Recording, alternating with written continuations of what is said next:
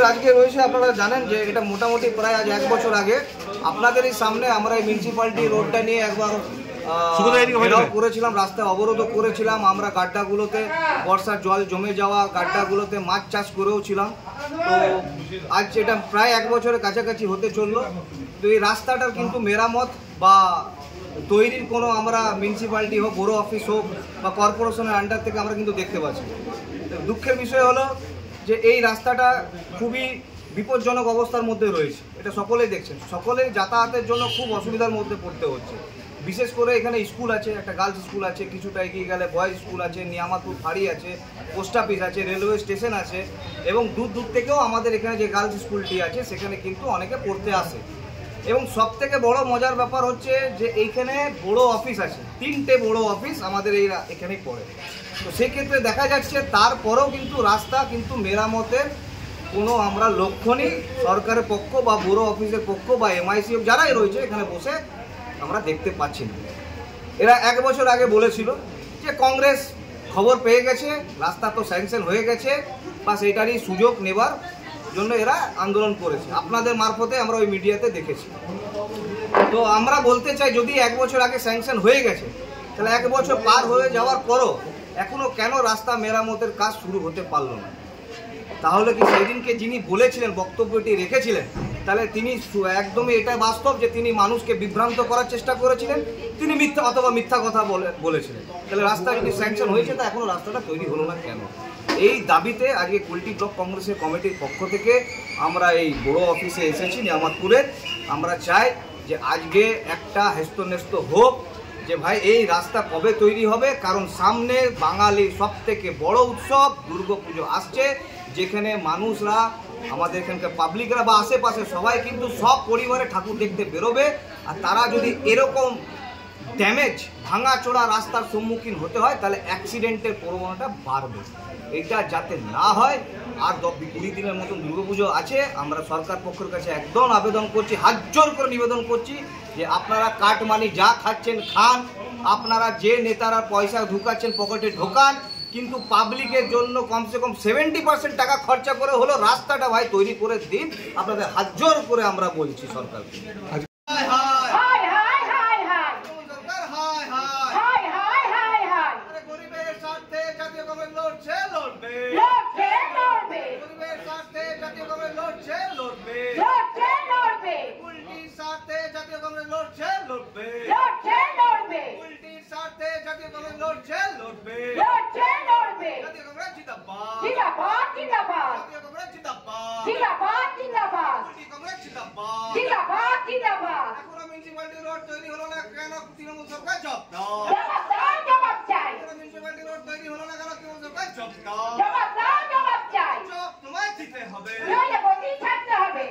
আমরা কর্পোরেশনের জন্য কাজ করি, মানুষের জন্য কাজ করি, জনসাধারণের জন্য কাজ করি।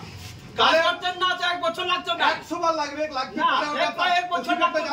একটাও কাউন্ট করে শুনুন, 3 বছরে কি কি কুলটিতে বড় কাজ হয়েছে জানতে হবে। কুলটিতে প্রকল্প কি কি আছে আপনি বলুন, এইগুলো জানতে হবে। বড় অফিস আছে আপনি কুলটিতে বলুন, আপনি তো চেয়ারম্যান, বড় চেয়ারম্যান আপনি বলুন না, আপনি বড় আটের চেয়ারম্যান, আপনি তো তাহলে আপনি কই বলতে উনিকে উনি আটের বড় চেয়ারম্যান, উনি ডায়লগবাজি করছেন না স্যার। শুনুন কথা, চমকাবেন ধমকাবেন না বাবু, আপনি কথা, আমি চমকা ধমকাতে নেই। কি বললাম যে আপনি যখন কথা বললেন সে কথাগুলো আমি একটাই উত্তর চাই, রাস্তাটা যেভাবে হতে পারে আমার ভুল তো লাভ নেই। কি বলছো শোন না, শুনতে হবে। অনেকগুলো কথা বলেছেন যেগুলো ইললিগেল, সেগুলো শুনতে হবে।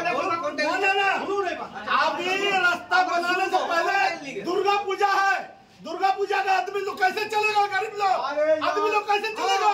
आप क्यों बोले आप आगे बोले आप आया मोटरसाइकिल लेकर आया, आप भी कुल्टी का है, ये लोग भी सब कुल्टी का है, सब जान पहचान है। आप लोग जानते हैं और कानून भी जानते हैं कि बोरो चेयरमैन का कोई गाड़ी अलाउड नहीं होता है, बोरो चेयरमैन अपना अपना वाहन से आता है। और हम खुद दोनों बोरो चेयरमैन मोटरसाइकिल लेके खड़ा हुआ है। अच्छा रॉन्ग, आपने আপনি বলেছি 4 চাকায় এসছেন, আমি বলিনি কর্পোরেশন অ্যালাউড করেছে। এই শব্দটা যদি এখানে কোথাও থাকে যে আপনাদেরকে কর্পোরেশন অ্যালাউডমেন্ট করেছে, আমি এটা বলিনি, আমি বলছি আপনি হয়ে গেল দ্বিতীয় কথা ডেপুটেশন আপনারা দিতে এসেছেন, আপনাদের চিঠি আছে আমাদের কাছে, ঠিক আছে? সেই চিঠি অনুযায়ী আপনারা এখানে কিন্তু লেখেননি যে আমরা গেট জাম করব বা আন্দোলন করব, এরকম কিছু লেখেন। আপনারা এখানে এসেছেন, बताइए आइए पहले से बताइए, बताइए आप लोग এরা পার্টি করছে, এগুলো পার্টি করা आप लोग गोलाबाजी कर रहे हैं, गोलाबाजी